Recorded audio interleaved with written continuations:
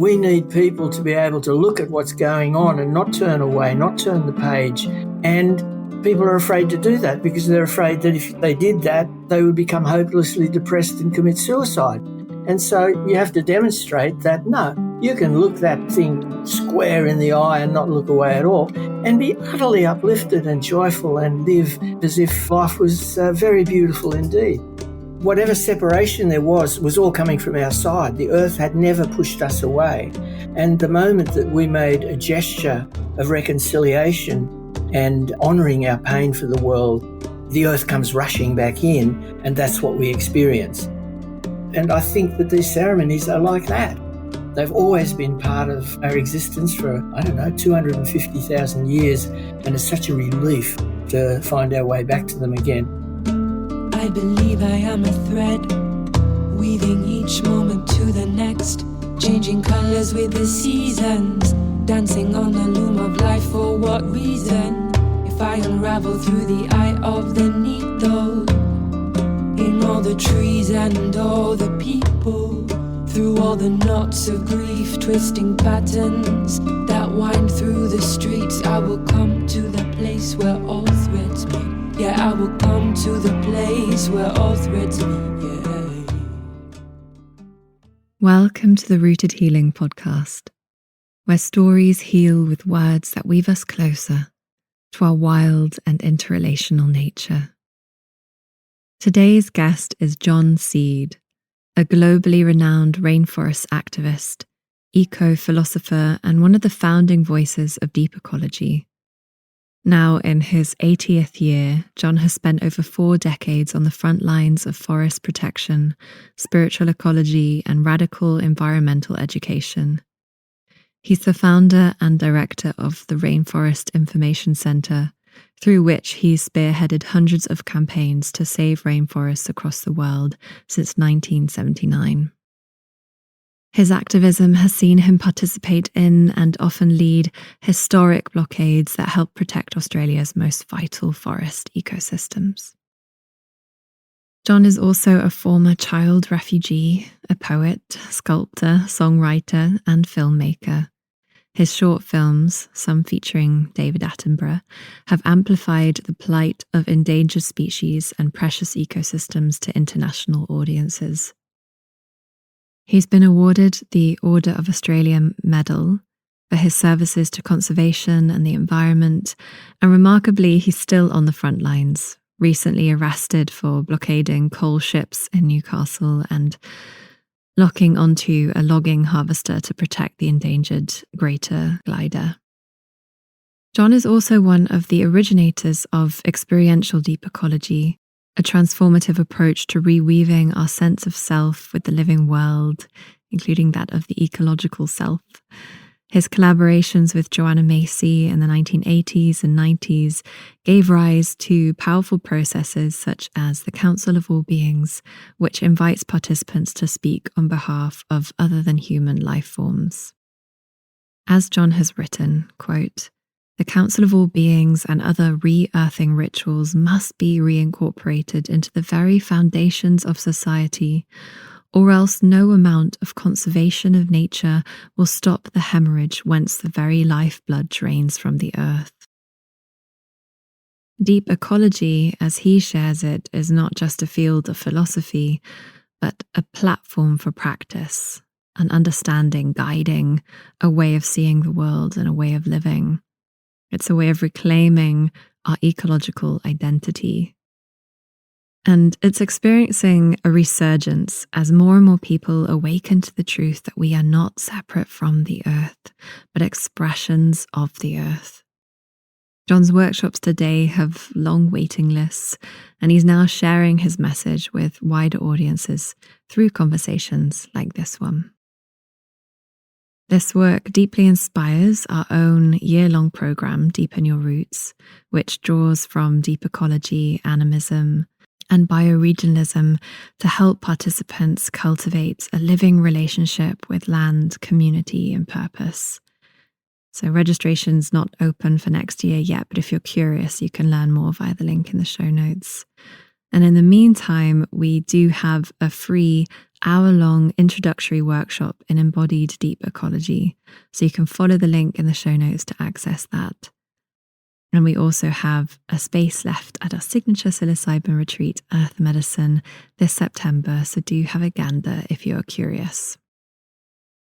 To accompany this episode, John has gifted an article snippet from Stephen Harrod Buhner's book, Planet Medicine, to our Patreon community. You can also find 4 recent meditation practices in that space, all very linked to the themes in this episode. So if you would like to bridge these concepts into your body and into your daily practice, we've had wonderful feedback that these offerings help you do so. And a really quick shout out of gratitude to Neve Murray of Environmentality for sending John Seed this way and for generally being such a beautiful, generous listener, patron, and participant of Deepen Your Roots. Thank you, Neve. You're amazing. It's an honour to share this conversation with one of the great elders of ecological consciousness, John Seed.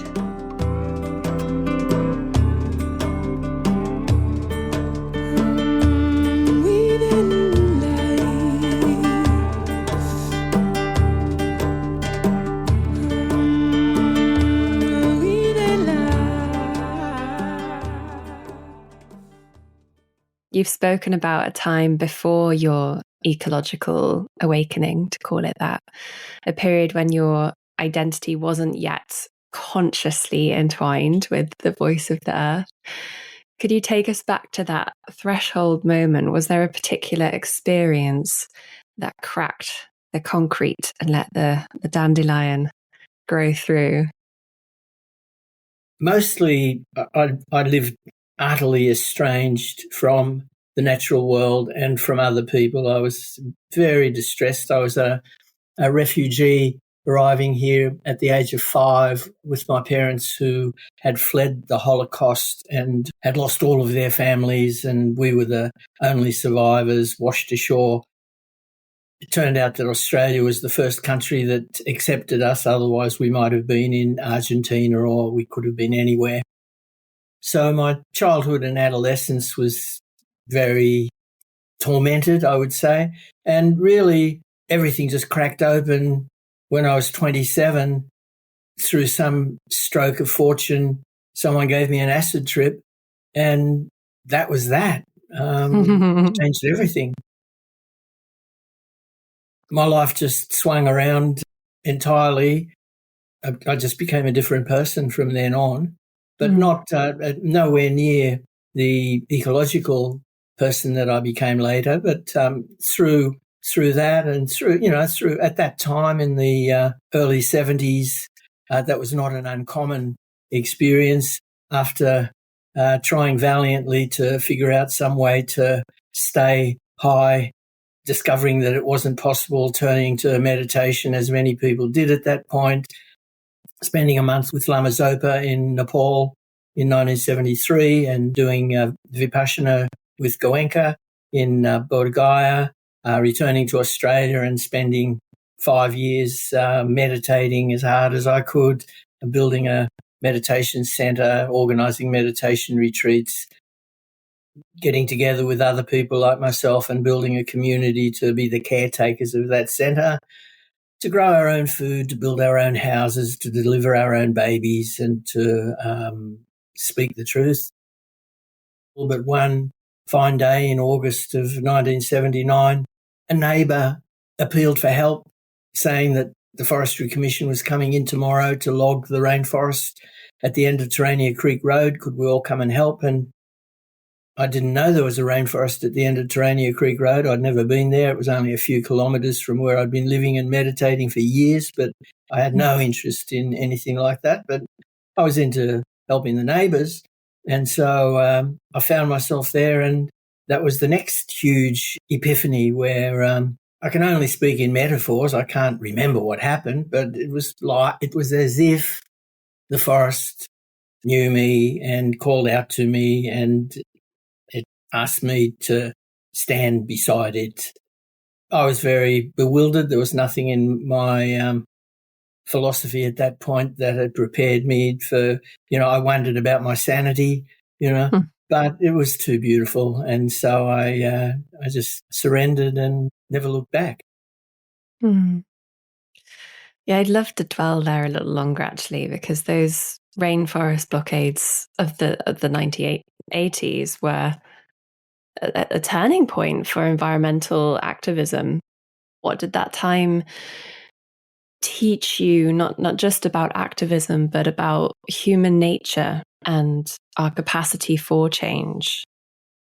On the one hand, it taught me that a small group of people, because it was like at one point there was a couple of hundred people against the world, but if they were passionate enough and determined enough and, what can I say, correct enough, they could turn the world around, because that's what we did.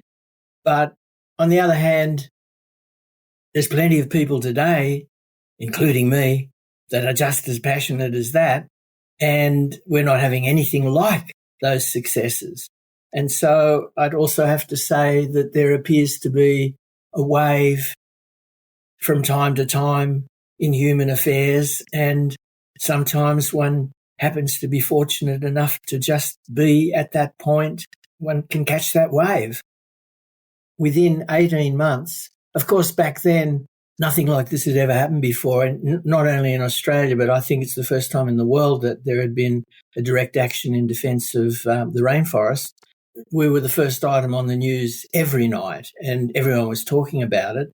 And so that's no longer the case. Many things have changed, but for whatever reason, in less than 18 months, an opinion poll found that more than 70% of the people of New South Wales wanted an end to rainforest logging, and that gave the government the mandate that they were very delighted to have. It's like we spoke with the Premier of the state early on in this whole thing, and he said, look, nothing would make me happier than to be able to give you what you want, but I have to hold this thing together while you create the public opinion that's going to be necessary that will allow me to do those things. And we said thank you and did exactly that.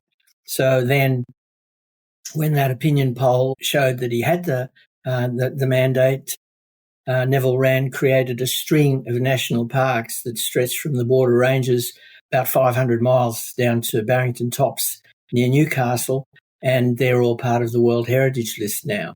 And so that was, incredible to have had the privilege to be part of something like that.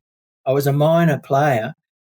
The thing, I suppose, that distinguished me was that I didn't want to stop. I didn't want to go home after. I didn't want to, I just wanted this to go on. And so I just went from there to finding other forests that needed help. And, many people did. So we went on to the temperate rainforest in Tasmania the following year and the tropical rainforest in far north Queensland 2 years after that. And in each case had a similar success. A few of us went on to rainforests in the Solomon Islands and Papua New Guinea and Borneo, and before you knew it, we were in Ecuador, and it continues to this day. So that's more than almost 50 years now. Yeah, part of me wants to almost ask about practicalities, how long do you go for? How do you budget for these things? How do you get enough people to decide, okay, this is what we're doing now, instead of our usual working to earn money, to live in a house, to, carry on with business as usual? There's something about the tangibility, because I think so many people deeply care, and a lot of people are beginning to not look away. A lot of people are beginning to stay with the trouble. And yet I still recognize a barrier when it comes to tangibly implementing and embodying this type of activism. It was a very special time. Like in 1973, when I came back to Australia after 5 years in London, and so this is 6 years before the Terania Creek action that moved me into the rainforest. I lived in a hippie town called Nimbin in northern New South Wales, where what we think of as the 60s it didn't happen until the early 70s in Australia. And so this was the high moment of this kind of hippie idealism, and we were just utterly confident that human beings were perfectible and that all that we had to do was to create an example and everyone would follow. And to a certain extent, that hasn't been entirely washed away. There are many things, in the world that still kind of, and many things up there, not in Nimbin town any longer, but in the hills all around there. There are communities of people, and it goes on. But it was from there, and it was those people that then became the forest activists. It was those people that it was like the hippies. There's a great song by Daryl Cherney, who's a redwoods activist from California, called "They Don't Make Hippies Like They Used to." Where he says they used to live in peace, but now they're spiking trees. They don't make hippies like they used to. No, hippies don't take no shit anymore. Yeah, because sometimes that's almost, that sort of hippie stigma is almost a barrier for people, because they don't associate, they don't find belonging in that archetype, and therefore are less likely to kind of lean into these earthy activists withstanding a sense of time in these places. I'd love to move this into deep ecology and the unraveling of the self, because maybe that'll help us also break through these constructs and these barriers around stereotypes and non-belonging. Your work with Joanna Macy and others has helped shape the whole concept of deep ecology. It's something we're working with at Rooted Healing as well, which challenges the illusion of separation between humans and the more than human world.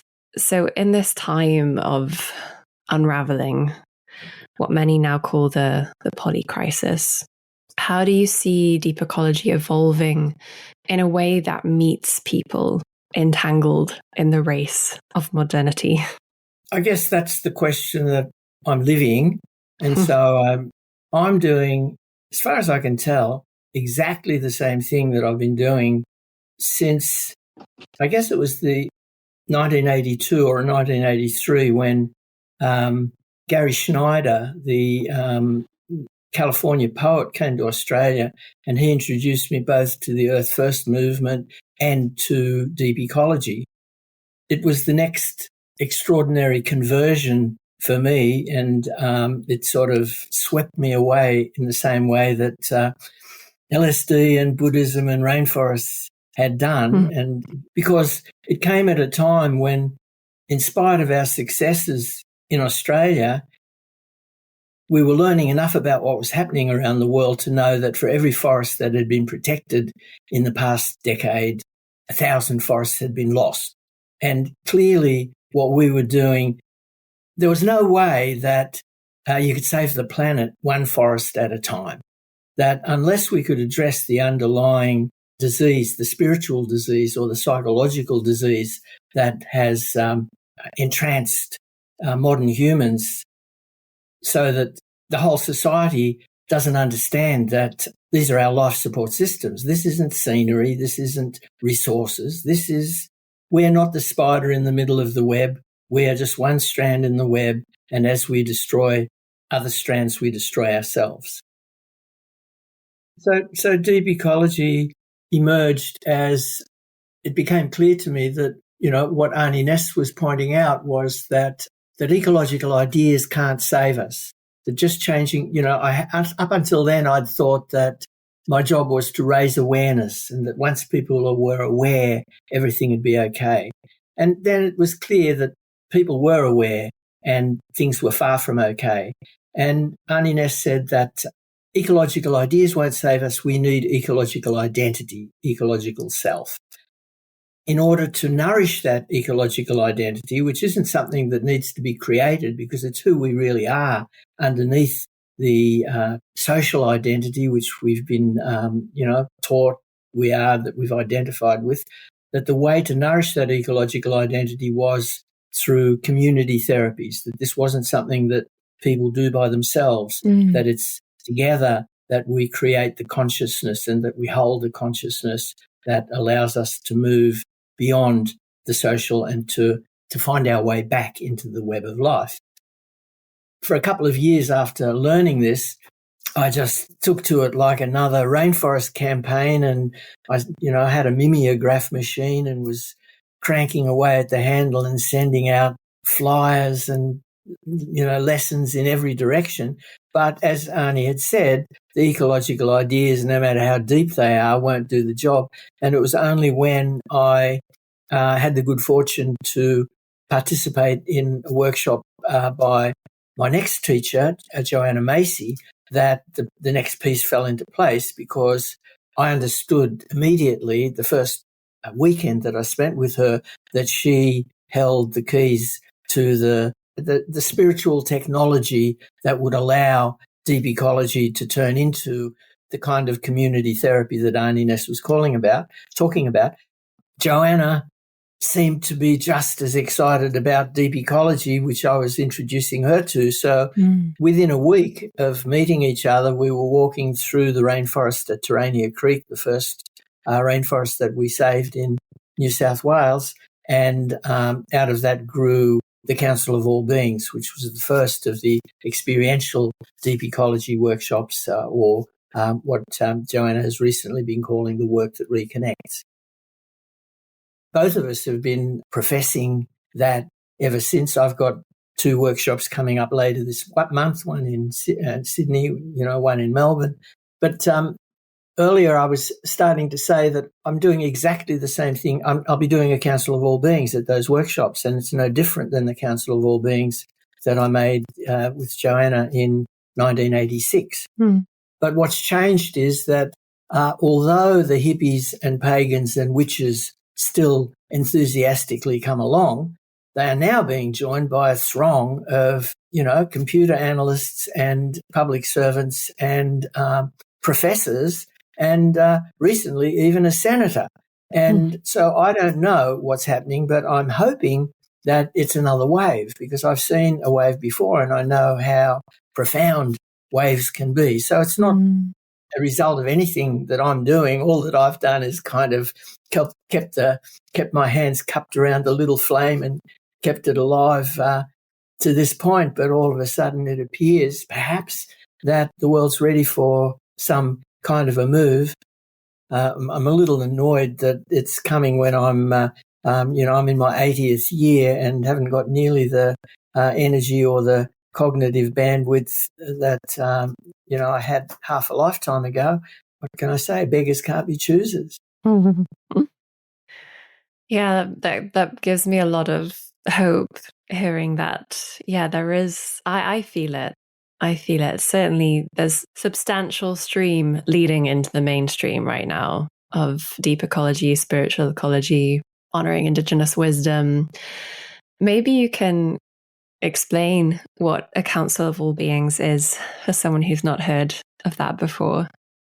Well, I now use the spiral of the work that reconnects that Joanna Macy created, where we start from gratitude, move on to honouring our pain for the world. Only after we've really opened ourselves up and spoken the truth about how awful it is what we see happening to our world, then we can see with new eyes, seeing with new eyes. And so the Council of All Beings now fits into that position in the workshop. Only a year or so after I'd met Joanna, I wrote to her and said, I was experimenting with so many different processes that seemed to be congruent with what we were trying to do of nourishing ecological identity. And what was bewildering me was that everything worked, that it didn't matter what I did. It just, people were blown away and I was blown away. And how could that be? And her reply was that she'd come to the conclusion that it was the intention that was doing all the heavy lifting, that the earth, that whatever separation there was all coming from our side. The earth had never pushed us away. And the moment that we made a gesture of reconciliation by taking that intention of spending a couple of days in community with like-minded people and honouring our pain for the world and praying for reconciliation and for reconnection, the earth comes rushing back in, and that's what we experience. And so once you've got that intention together, it hardly matters what you do. And so I've got to say that before. It's not as if, because the Council of All Beings, of course, is a perfectly adequate vehicle. There's no doubt about it. It works every time.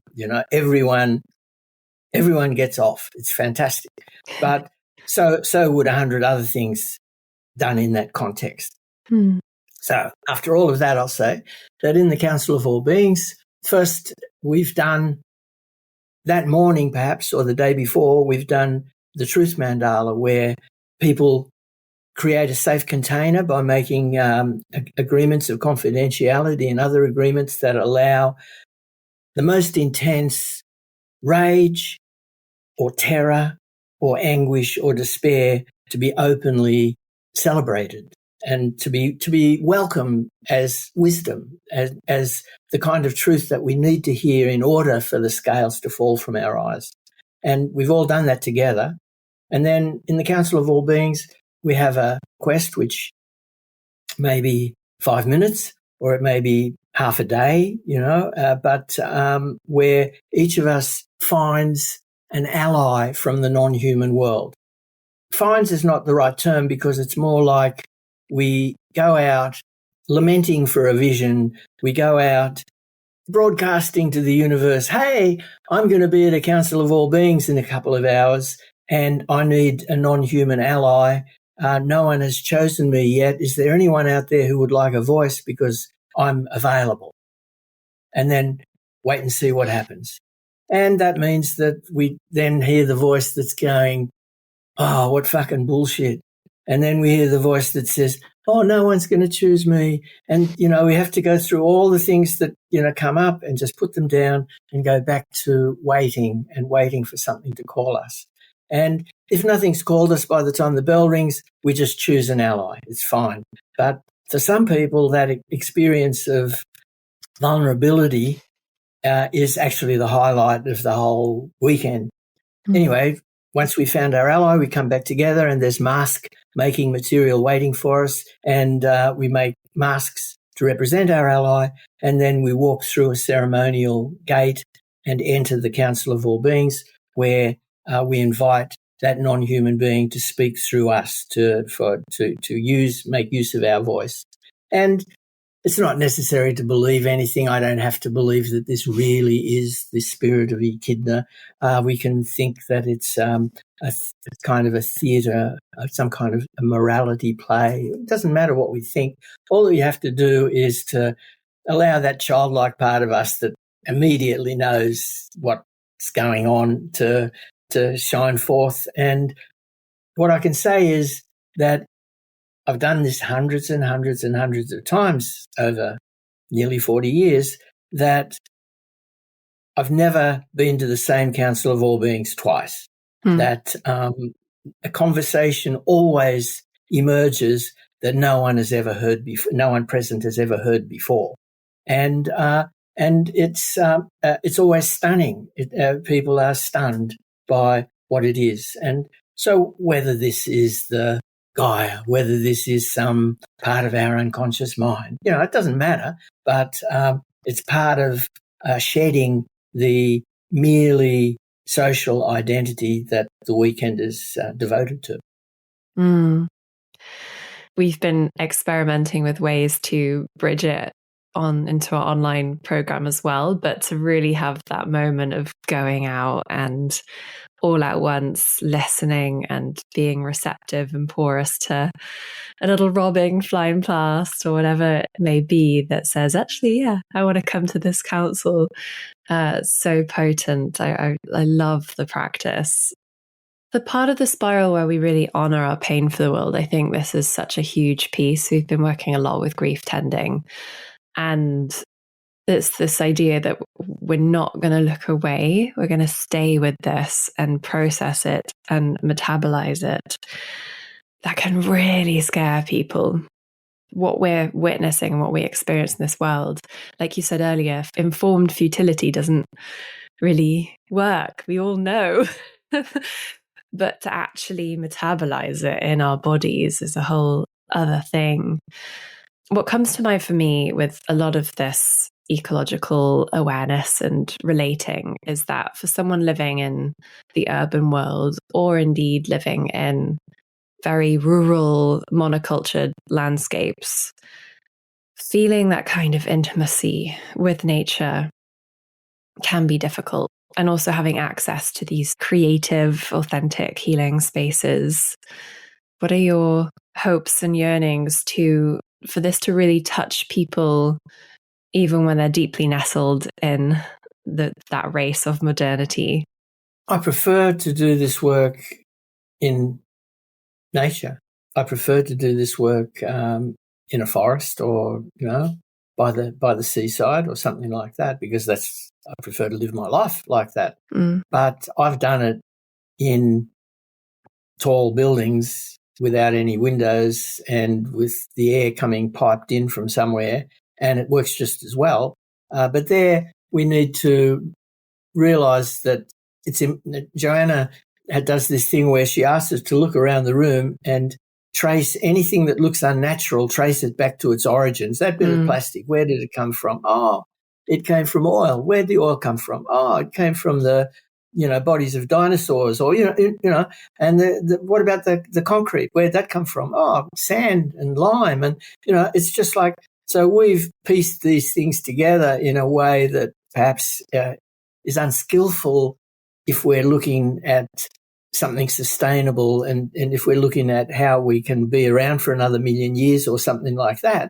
But the whole idea of unnatural, it's hard to find anything that's unnatural. Like it's the same thing when people retreat to that place of just like hating humanity and seeing humanity as the devil, or seeing humanity as the cancer that's consuming the earth. From a deep ecology perspective, or from my deep ecology perspective at least, that looks just as anthropocentric as thinking that we're the crown of creation and the measure of all beings. If we are one tiny leaf on the tree of life, then the sap of the tree flows through our veins. We have no independent existence. And if we're doing this to the earth, then the earth is doing this to herself, because we are none other than the earth. There is no outside. There's nothing outside. It's all cycling. And we didn't choose this. We didn't choose to be here. We didn't choose to be like this. We didn't choose to be those monkeys that were running to escape the claws and retreating and forced out into the world by hunger, and all of the things that we scrambled away from to find ourselves panting here, shell-shocked. I believe that we're all suffering from intense PTSD that stretches back for thousands of years, certainly all the warfare and the rest of it. My own case, surviving being born in Budapest in 1945, and so on. And everybody's in the same boat. And you have to have a bit of compassion for us. It's just like, wow, what a trip. To find that compassion for who we are, rather than hating ourselves or hating each other for what we're doing. But from that place of recognizing that, is it possible that there might be some kind of direction that we could now take, starting from the place of, we are the evil monster? That's not going to be helpful. That speaks quite directly to a bit of a confrontation with the core principles of deep ecology, because I think deep ecology was never meant to be this static thing. When anything becomes too static, it obviously doesn't last. And there are some core principles that we look at in our course and pick apart a little bit, and obviously feed into and evolve. And one of them is the standing principle that drastically lower population of humans would be a good thing. But of course, it fails to look at the consumption levels rather than the population levels. And so what you've just said almost directly, I feel this evolution away from that particular core principle in deep ecology. And there's some really beautiful ones that I feel really aligned with. But in that particular statement, I can feel a bit of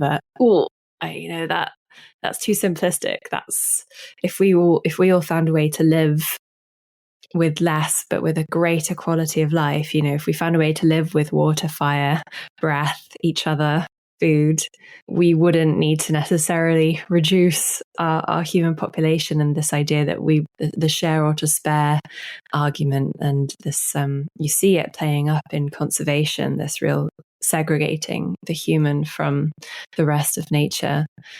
So I suppose maybe we can just look at some of the challenges of deep ecology, because it's been such a profound force, and I've been swept up into it in the past year and a half, much like you have with your layers of exploration and threshold moments. Because one of the other criticisms it has had is being quite a I guess, white conservative philosophy, and also failing to acknowledge Indigenous wisdom and the fact that a lot of the principles are deeply embedded in a lot of Indigenous knowledges.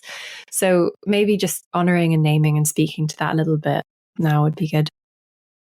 I'm reminded of a time, again, very early in my deep ecology career. It might have been the first year that I was doing workshops all over the United States and Canada, which for maybe nearly 20 years I did every year. I found myself a witness to a ceremony taking place in a Indigenous community on a mesa in the southwest of the United States, Hopi people, and there was just a handful of us onlookers, and the whole community was involved in this ceremony. To my astonishment, I saw that they were doing the Council of All Beings, which I thought that Joanna and I had invented a couple of years earlier, but which they assured me they had been doing for 10,000 years without a pause.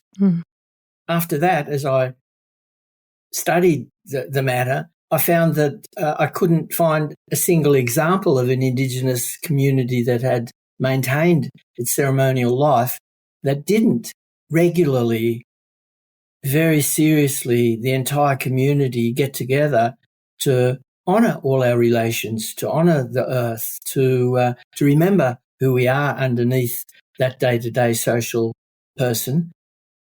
What that meant was that I realised that, what we had stumbled upon was something that our ancestors were certainly involved with, things like that. Everybody's ancestors were pagan. Everybody's ancestors were animist. That's all there was. So a number of things follow. One is that I can now understand why it's so much like coming home to be doing these exercises together, and now we can call them ceremonies because it's clear that that's what they are. Like, it took decades before I dared to use words like that. It comes so easily that it doesn't matter that you've lived every day of your life until today in a city and had no connection with nature whatsoever. It just comes flooding in and it sweeps you along. And so it's easy. It's like, you don't have to be a brilliant facilitator.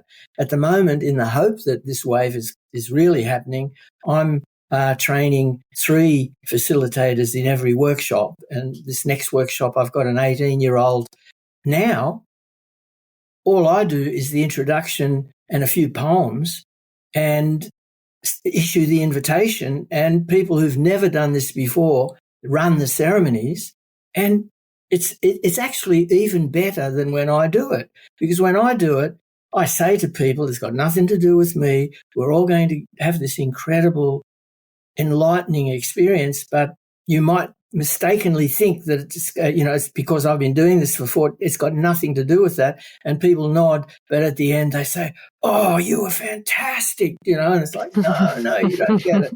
But when it's an 18-year-old who's never done this before, then you can't make that mistake any longer. And it's just clear that I'm speaking the truth, that this is part of our heritage. This is part of who we are. This is part of, Francis Weller says there's that pain, the suffering of the thing that we were expecting not being there. Do you know the thing that the breast not being there? What's this bit of rubber? Do you know?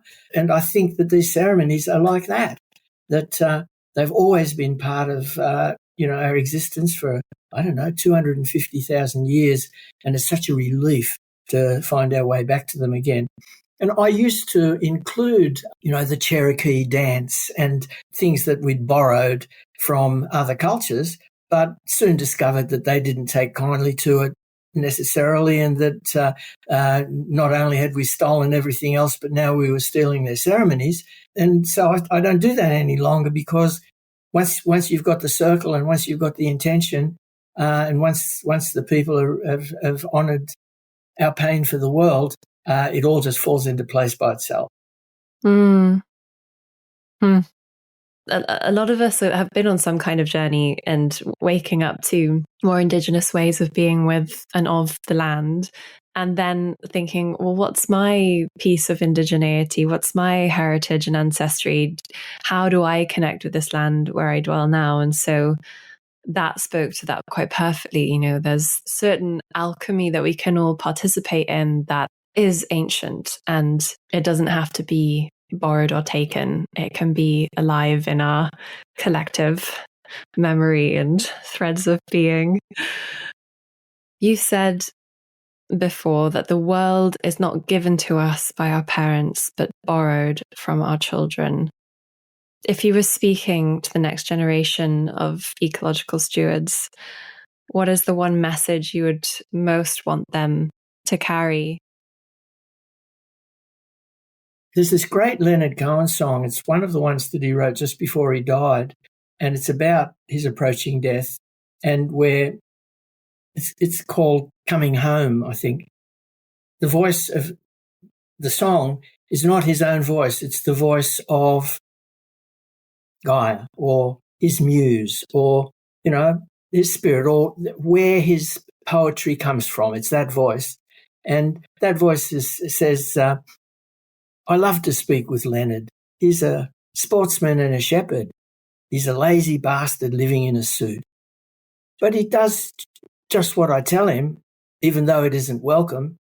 He just doesn't have the freedom to refuse. He speaks these words of wisdom like a sage, a man of vision, though he knows he's really nothing but the brief elaboration of a tube, So he knows that he's nothing but a tube, like a worm from his mouth to his asshole. That's all he is, a brief elaboration of a tube. He knows that, but he'll speak these words of wisdom because I'm talking through him, And so then it says he'd like to write a love song, an anthem of forgiving, a manual for living with defeat, a sacrifice recovering, but that's not what I need him to complete. Sorry, Leonard. And so then the voice says what it wants of Leonard right now. And it says, I want him to be certain that he doesn't have a burden. So he's coming towards his death, that he doesn't have a burden, that he doesn't need a vision. So forget that. He doesn't need to have a vision because I'm here. What does he need a vision for? That he doesn't have a vision, that he only has permission to do my instant bidding. I'll tell him from moment to moment what it is that he needs to do. It's not like humility. It's just like I've just got the script that I've got. I've got nothing except what I've been given, and part of that is there's going to be nothing more until everyone understands this much. Until everyone understands deep ecology, you're not going to get anything else. So anyway, that's my excuse for not having a good answer to a ton of questions, including, what I should be saying to the next generation. What I hear in you is this sort of agnostic inner search for, or inner experience of what some may call animism. I've enjoyed putting an animistic before deep ecology. I like saying animistic embodied deep ecology as something that I feel that we're passing on. There is something about the ecology of the imagination and how this re-entangles us with the landscape and how we re-enchant the world, whether this is through the fundamental truths that already exist or whether this is through our own meaning making. Maybe it just doesn't, it's irrelevant, but how we relate with the world in a way that is beyond what I suppose ecology can be, the sort of looking at the systems of things and the relationships of things, and that's really beautiful. But then what's the mythopoetic of that? What's the animistic spiritual essence of that breathes life into your being?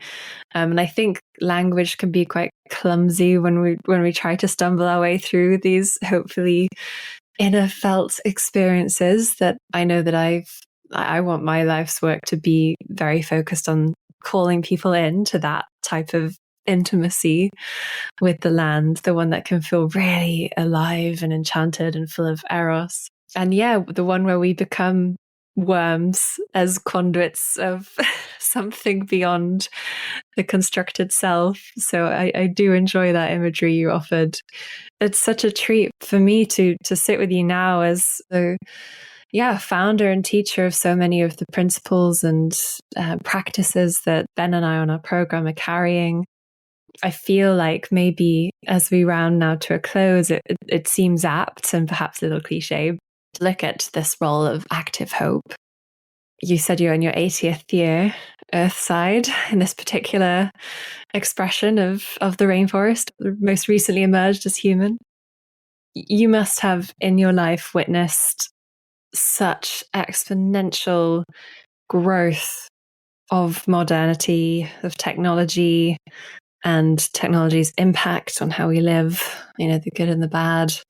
I hear in you that you still have hope. You still embody this active hope. What feeds the fire of your internal drive in keeping going?